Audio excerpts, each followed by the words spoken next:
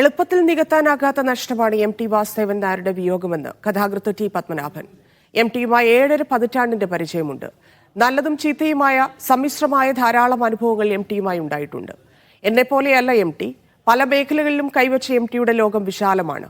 എം.ടിയുടെ വിയോഗം തീരാ നഷ്ടമാണെന്നും ടി. പത്മനാഭൻ പറഞ്ഞു. ധാരാളം അനുഭവങ്ങൾ, നല്ലതും ചീത്തയും, സമ്മിശ്ര അനുഭവങ്ങൾ.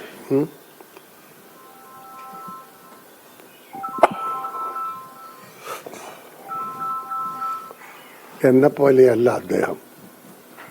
ഞാൻ ഒരു ചെറിയ മേഖലയിൽ ഒതുങ്ങിക്കൂടിയവന്. ചെറിയ കഥ, നോവലില്ല, സിനിമയില്ല, ആത്മകഥയില്ല, നാടകമില്ല. എം.ടി. അങ്ങനെയല്ല. എം.ടി. കഥകൾ എഴുതി, എം.ടി. നോവലുകൾ എഴുതി, സിനിമ സ്ക്രിപ്റ്റുകൾ ചെയ്തു, നാടകം എഴുതി, സിനിമ ഡയറക്റ്റ് ചെയ്തു. പല മേഖലകളിലും അദ്ദേഹം കൈവച്ചിരിക്കുന്നു. അദ്ദേഹത്തിൻ്റെ ലോകം വളരെ വിശാലമാണ്. എൻ്റെതൊരു ചെറിയ ലോകമാണ്. ഞാൻ അവിടെ ഒതുങ്ങിക്കൂടുകയായി ചെയ്തത്. ഒതുങ്ങിക്കൂടിയത് എൻ്റെ തന്മനസ്സുകൊണ്ടൊന്നുമല്ല. എനിക്കത്രേ കഴിയുള്ളൂ.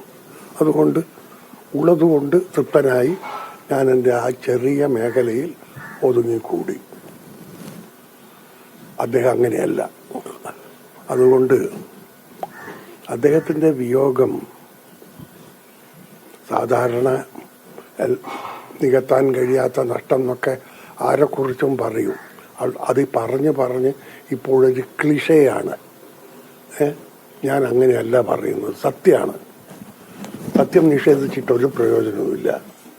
അദ്ദേഹത്തിൻ്റെ മേഖല വളരെ വേഗത്തിൽ, വളരെ ചെറുപ്പത്തിൽ തന്നെ ഒരു വിശാലമായ ലോകത്തിലേക്ക് അദ്ദേഹം പോയത്.